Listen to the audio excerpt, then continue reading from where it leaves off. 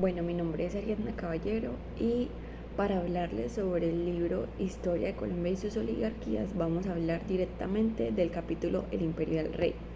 En este capítulo empieza como, digamos, los españoles que habían venido de España, pues valga la redundancia, estaban, como ellos pensaban que Colombia, o sea, el reino de Nueva Granada, era un pueblo en el cual habían demasiadas cosas y todo eso para exportaciones y todo lo que podían saquear del reino, era mentira.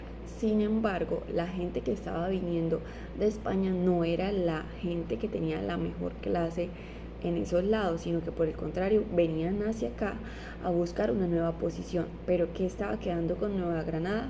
Personas pobres en las cuales tenían que buscar a personas de acá mismo, ya sean como digamos los indígenas, o mirar con quién se podían casar o comprar el cargo. ¿Qué más estaba pasando? La economía se estaba basando solamente en dos cosas. Primero, en la exportación de oro y segundo, en la importación de esclavos.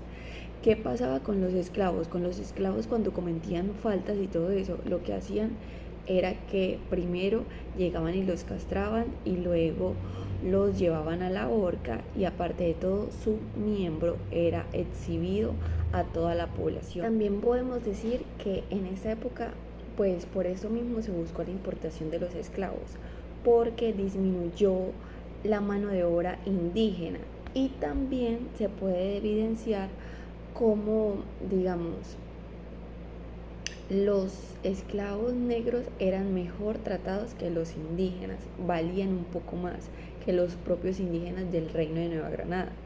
Asimismo, bueno, en Indias y en Mompox y todo eso se empezó a dar que el primer presidente que iba a haber en Mompox lo envenenaron.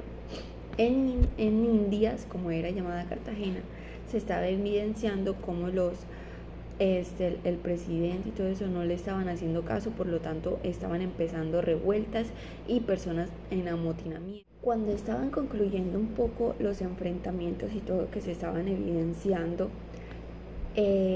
Quesada le pidió el permiso al rey Venaro de Villa de Leyva de que por favor le dejara realizar una expedición a los llanos porque él quería encontrar el dorado, o sea, el oro.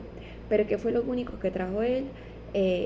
Aparte de ruinas, también lo único que trajo fue enfermedad. Otra persona importante en este capítulo es Antonio González.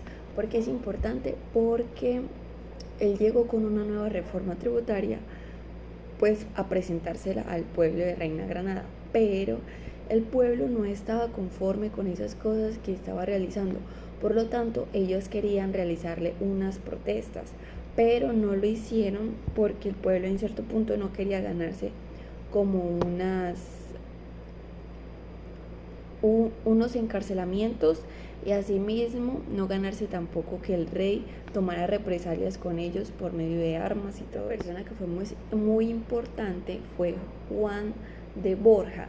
Él fue un presidente en Santa Fe que fue demasiado importante porque no tuvo ningún escándalo durante sus 20 años de trayectoria. Él ayudó a mejorar la conexión entre Magdalena y todo eso por la parte fluvial. También ayudó a continuar con las minas y con las expropiaciones mineras. Pero en cierto punto era fluctuante porque el hecho de que tuvieran las minas en producción y todo eso también significaba siguiendo con la importación de esclavos. Y esto en la estratificación social tiene que ver con la élite de las personas blancas y asimismo con los criollos blancos. Luego tenemos las castas que están los mestizos, los mulatos y los zambas. Y por debajo de estos empezaban los tienderos, los arrieros y los sirvientes.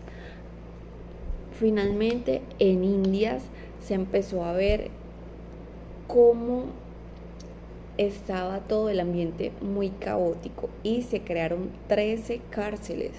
Estas 13 cárceles pertenecían más que todo a esclavos negros. ¿Por qué? Porque ellos como venían de otro país como África, ellos tenían una creencia religiosa distinta y muchos todavía continuaban con sus costumbres religiosas de adorar a dioses. Por lo tanto, creían que estos estaban haciendo brujería y los encerraban en las cárceles.